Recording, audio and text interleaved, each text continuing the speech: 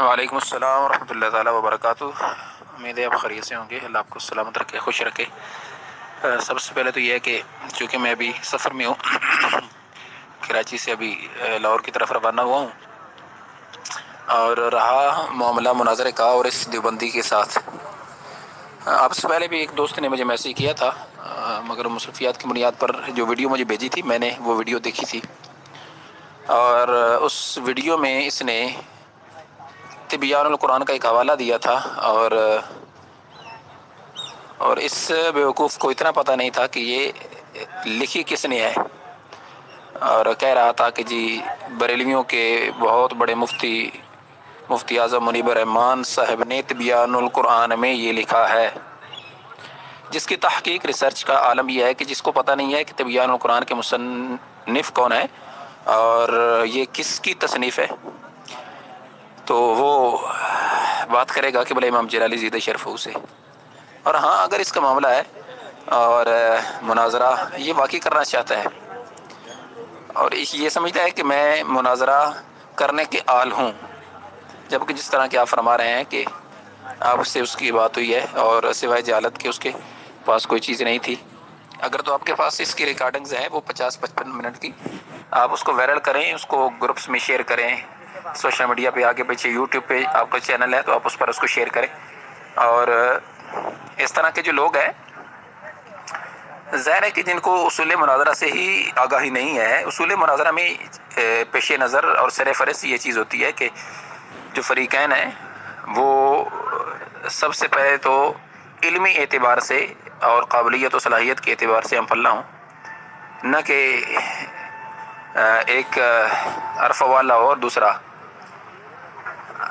تو اس لحاظ سے قبلہ امام جلالی زیدہ شرفہ کے ساتھ مناظرہ تو کسی لحاظ سے بھی نہ ہی اصول مناظرہ کے اعتبار سے بنتا ہے اور نہ ہی ویسے اس جیسے کے ساتھ بنتا ہے۔ تو میں حاضر ہوں، ہر وقت حاضر ہوں، جہاں کہیں کہ میں آنے کے لیے تیار ہوں بالکل۔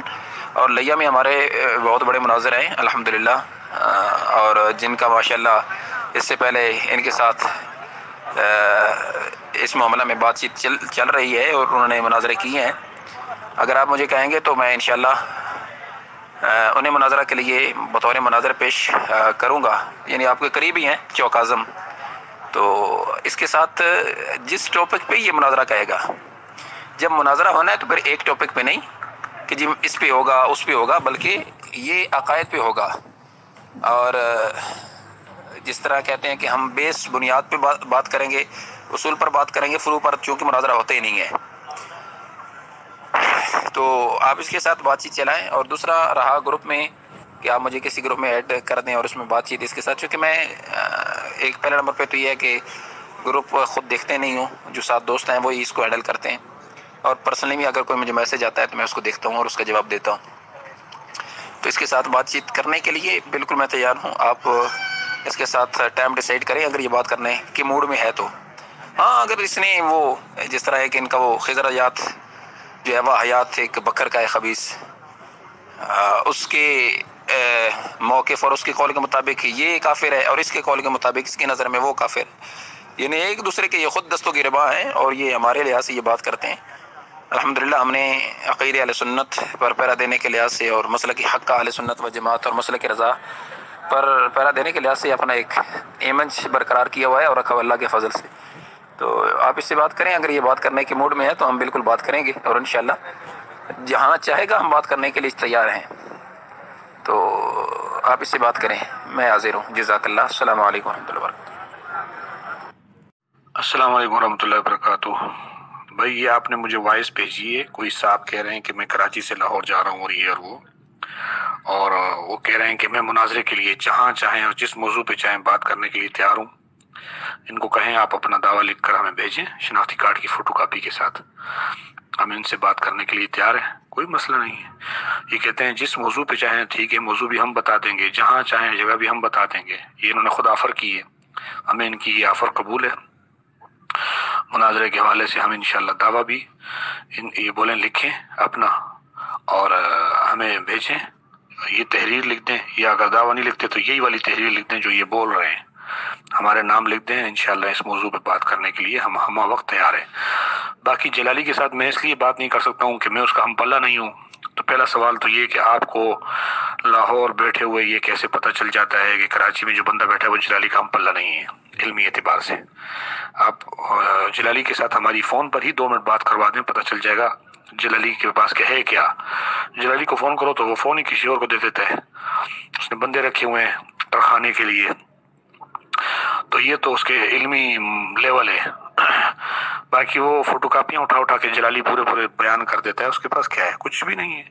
اپنے مسلک کے لوگوں نے اس کو رگڑا لگایا ہوا ہے. ہم پلہ ہونے کے لیے اگر یہ ضروری ہے کہ اس کو اس کے مسلک کے لوگ کافر کہیں تو یہ واقعی ہم جلالی کے ہم پلہ نہیں ہے، کیونکہ جلالی کو اس کے مسلک کے لوگوں نے دجالی تک کہا ہوا ہے. اور وہ گالیاں دی ہیں کہ شاید وہ گالیاں کسی نے فرعون، حامان اور شداد کو بھی نہیں دی تھی.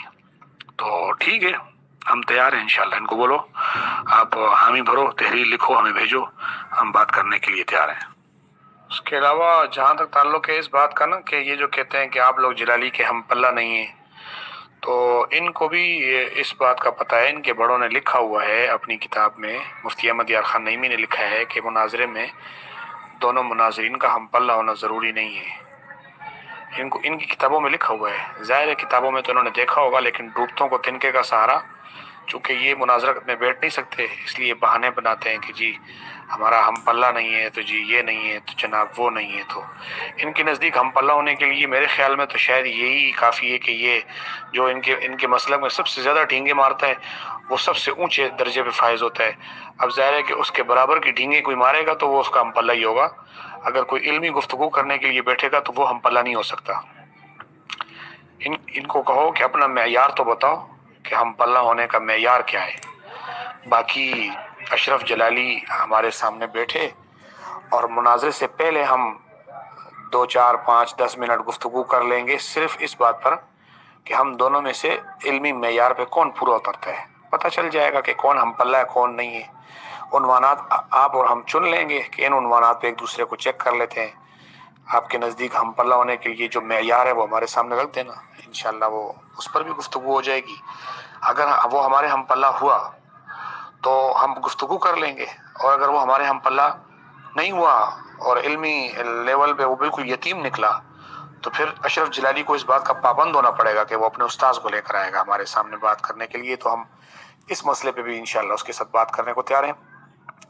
ان کے پاس اور کچھ بھی نہیں ہے، صرف یہ ہے کہ جناب اشرف جلالی مناظرے کے چیلنج کرتا ہے. جب ہم چیلنج قبول کرتے ہیں تو آگے سے کہتا ہے کہ مفتی تقی عثمانی صاحب کو لے کر آؤ. تو ان شاید عمران ہے جو بھی ہے، ان کو کہو کہ اگر یہی بات ہے تو پھر تم بھی بات کرنے سے پہلے تمہاری کیا اوقات ہے، ہماری بات جلالی سے کرواؤ. جلالی سے نہیں تو اس کے استاد سے کرواؤ، اس کے دادا استاد سے کرواؤ، اور بڑوں سے کرواؤ. یہ تو جاہل ہے اشرف جلالی کو، تو اس کی تو جہالت کی انتہا ہے. اس کو اپنے مسلک کے لوگوں نے وہ گالیاں دی ہیں. میں حوالہ جات پیش کروں گا انشاءاللہ، سینکڑوں حوالہ جات پیش کروں گا کہ جلالی کو ان کے مسلک کے لوگوں نے غدار، کافر، مرتد، بے دین، دجال اور شیطان اور اس سے بھی زیادہ خطرناک الفاظ تک سے نوازا ہوا ہے. میں ثابت کروں گا انشاءاللہ. یہ ہم پلہ ہونا اور یہ علمی معیار ہے آپ لوگوں کا کہ آپ کو اپنے مسلک کے اندر کوئی ایسی گالی نہیں ہے جو آپ کے مسلک کے لوگوں نے نہ دی ہوئی ہو. اس لیے اس کو کہے آئیں انشاءاللہ. اس مذکورہ چیلنج کے مطابق ہم اس سے بات کرنے کے لیے تیار ہیں.